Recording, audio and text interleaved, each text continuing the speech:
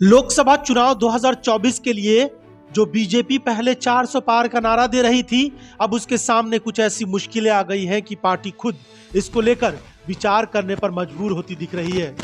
एक तरफ मोदी की गारंटी वाला प्रचार है तो दूसरी ओर मोदी को घेरने वाला प्रचार। इलेक्टोरल बॉन्ड से लेकर किसानों, नौजवानों, महिलाओं, व्यापारियों, सबकी समस्या मोदी सरकार के लिए मुसीबत बनने वाली है। इस बीच कई ओपिनियन पोल भी आए हैं जो बीजेपी के 400 सीटों के दावों की हवा निकाल रहे हैं। तेलंगाना से लेकर कर्नाटक और यूपी से लेकर बिहार में बीजेपी वो कमाल नहीं करती दिख रही है जो 2019 में हुआ था। 80 लोकसभा सीटों वाले उत्तर प्रदेश में तो लोग दावा कर रहे हैं कि अगर बीजेपी को 50 सीटें आ गई तो बहुत बड़ा कमाल हो जाएगा। उत्तर प्रदेश और बिहार से बीजेपी को उम्मीद थी कि जो 120 सीटें हैं यहाँ पर, वहाँ पर ज़्यादा से ज़्यादा सीटें बीजेपी को आएंगी। लेकिन इस बार इंडिया गठबंधन उत्तर प्रदेश में और इंडिया गठबंधन बिहार में बीजेपी के लिए बहुत बड़ी चुनौती बनकर सामने आ गया है। और महाराष्ट्र में राहुल गांधी की जो भारत जोड़ो न्याय यात्रा समाप्त हुई और उसके बाद जो साझा रैली हुई है, उसको लेकर के भी बीजेपी के नेताओं में अलग तरह की बेचैनी है, क्योंकि विपक्ष एकजुट हुआ है। विपक्ष की एकजुटता पहले नजर नहीं आ रही थी। नीतीश कुमार ने इसका प्रयास किया था, लेकिन नीतीश कुमार खुद ही चले गए बीजेपी के साथ, उन्होंने सरकार बना ली, तो स्थिति बड़ी अजीब बन गई थी। लेकिन अब विपक्षी एकता मजबूती से चुनाव लड़ने की तैयारी कर रहा है और साझा उम्मीदवार भी उतारे जा रहे हैं मैदान में।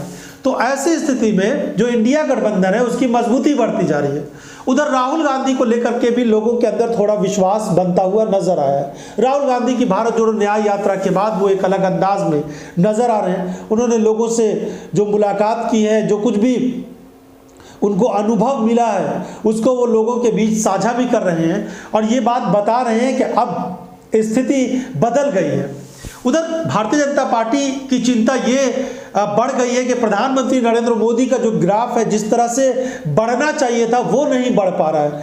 पीएम मोदी का ग्राफ उस हिसाब से नहीं बढ़ रहा है और राहुल गांधी का ग्राफ बढ़ता हुआ नजर आ रहा है। तो ये भाजपा के लिए एक बड़ी चिंता की बात है। इलेक्टोरल बॉन्ड के बाद जो चौतरफा बदनामी हुई है और खास करके जिस तरह से आरएसएस स्वयंसेवक संघ के बारे में कहा जा रहा था कि पिछले 100 सालों से वो जिस तरह से नैतिकता को लेकर के, राष्ट्रवाद को लेकर के और इन तमाम चीज़ों को लेकर के कुर्बानी देते हुए सींचता हुआ नजर आया।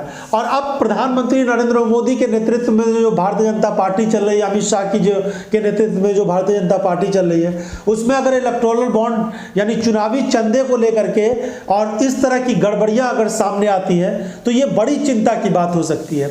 इलेक्टोरल बॉन्ड को लेकर के जैसी जैसी खबरें आ रही हैं वो लोगों को और ज़्यादा परेशान कर रही हैं। इस समय हमारे देश में हम देख रहे हैं कि किस तरह से गेमिंग को लेकर के, ऑनलाइन गेमिंग को लेकर के युवाओं के अंदर एक ज़बरदस्त नशा छाता जा रहा है।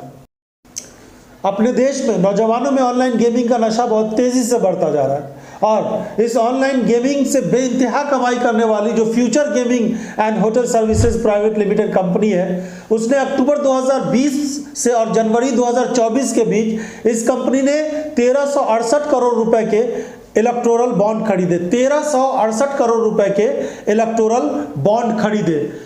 इस कंपनी के खिलाफ ईडी ने 2019 की शुरुआत में मनी लॉन्ड्रिंग की जांच शुरू की थी। उस साल जुलाई तक उसने कंपनी से संबंधित 250 करोड़ रुपए से अधिक की संपत्ति जब्त की।